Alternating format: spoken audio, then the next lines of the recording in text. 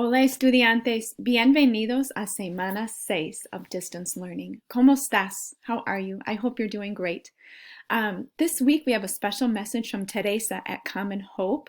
Good Shepherd School and Church has partnered with Common Hope for a long time, more than 30 años, over 30 years.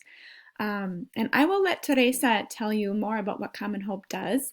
But as you're watching her presentation, I want you to be thinking about three things. Número uno, what's one thing you learned new about Guatemala that you didn't know before? Número dos, what's something you're still wondering about?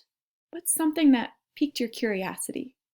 Número tres, what is something you have in common with Elida in Guatemala? So just to recap, uno, one thing you learned new about Guatemala. Dos, one thing you're still wondering about or curious about Guatemala. And tres, one thing you have in common with Elida.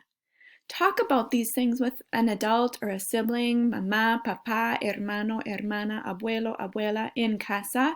And if you feel comfortable, I would love to hear your answers in Flipgrid too. Flipgrid is optional, but I sure would love to hear your voice and hear what you're thinking. Okay, enjoy the presentación from Teresa in the next slide, and nos vemos pronto.